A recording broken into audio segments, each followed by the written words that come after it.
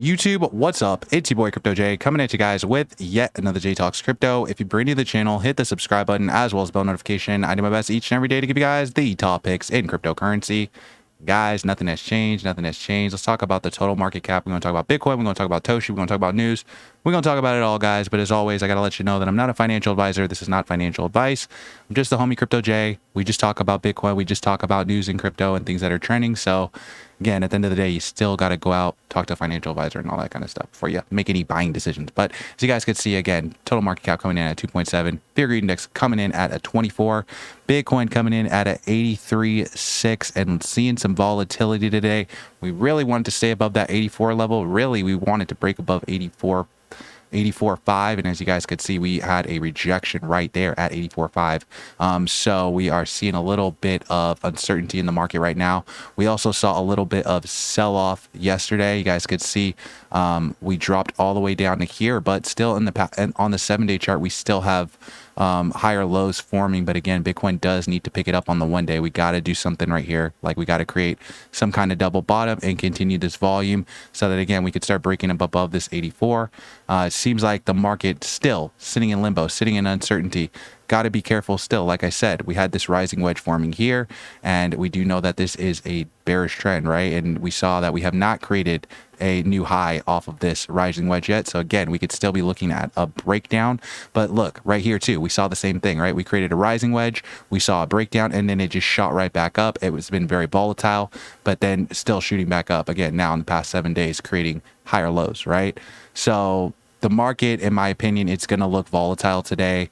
I don't think that we'll see a breakdown today, to be honest with you. Guys, think that there's a decent chance that we would stay within this 30-minute Keltner channel, just because, again, we had such a strong close to our market that I feel like there's still a lot of speculation going on, even though, again, the trend is not looking hot in our favor right now.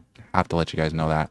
But let's see where we're kind of sitting in these Keltner channels on this 30, as you guys could see, right? Trending inside the 30, which is what I was saying. I said, I feel like we're just going to kind of trend inside of this, really this upper level right here. We did break down below it temporarily. And what was the news that sparked that? I really feel like it was this news, the fact that Trump announced that we were going to be launching a war against the Houthis or whatever. I feel like after we saw this news happen like 18 hours ago or whatever, that the market did see that correction. But again, market starting to hopefully stabilize a little bit. We don't, again, want to see another rising wedge. That could be an indicator that we're going to be headed low. And there is a lot of speculation also in the market as to like where Bitcoin's going to go. So like the #1 trending post right now is this $332 million short position that has sparked so much controversy that somebody's saying, like, they're basically saying that this whale, he's leveraging $380 million, and he put a short in on Bitcoin with 2 points, right? He had 2 points. One of his points was at 89 or at 69, which I said that the ultimate low I feel like would be 68. So maybe he'll hit this first take profit, but this second take profit, I don't think that he'll hit this second take profit. This 58K, I don't think that we'll see another 58K Bitcoin, but who knows? I mean, the fact that these guys are talking about this right now, this guy might get stomped out. Like, this might be a squeeze right here.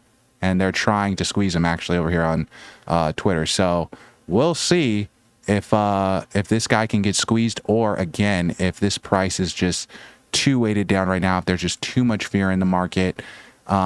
This guy gets liquidated if we hit 86, by the way. So if we hit that 86K, this guy is going to lose a lot of money. So as you guys could see, just 2 hours ago, Bitcoin hit 85, and then again, had a little bit of a rejection there, right? What can happen on Bitcoin? I definitely want to know. And we sure did go all the way up to 85, right? 85, and then a big rejection off of this candle right here. Interesting.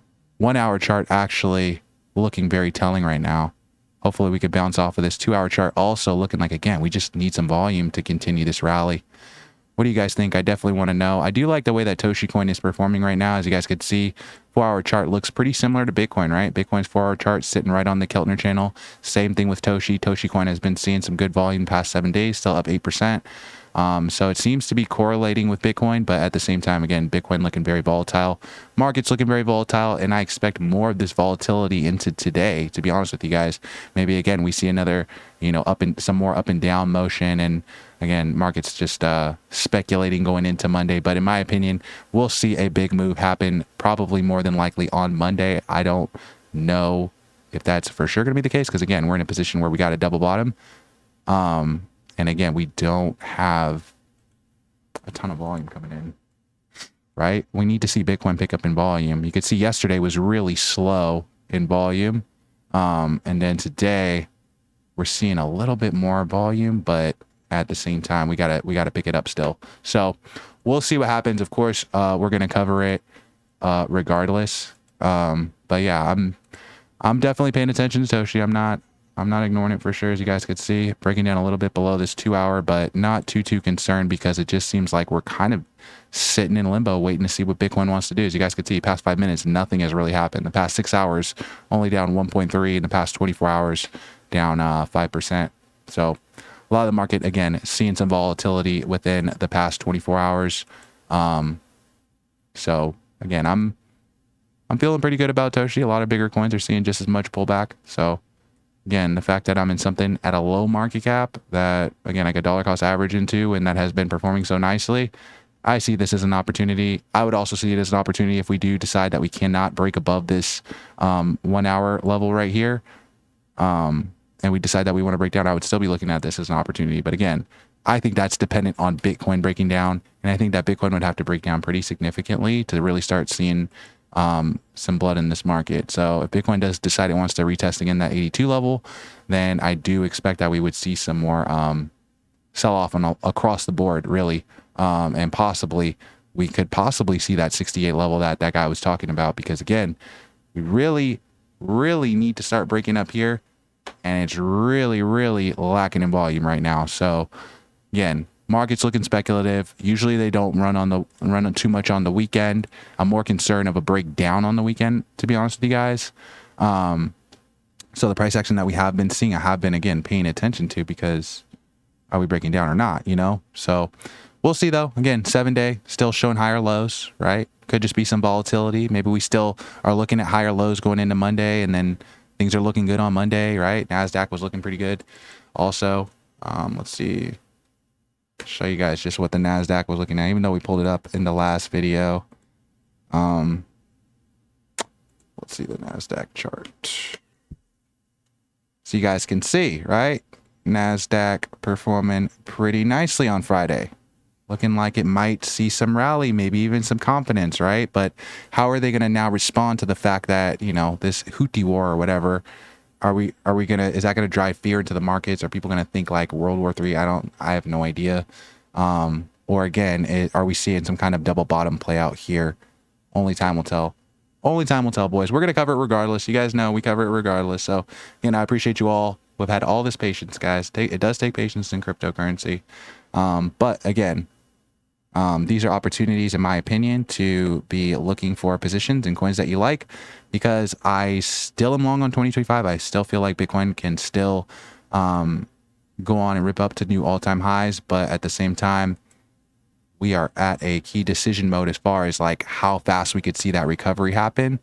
It could be soon, or it can be, in a couple weeks to a couple months, probably more than likely a couple months, if we decide we want to break down again to these lower levels, especially if we want to see a retest of like 68. I would probably assume that we would probably be seeing a recovery closer to like July or August.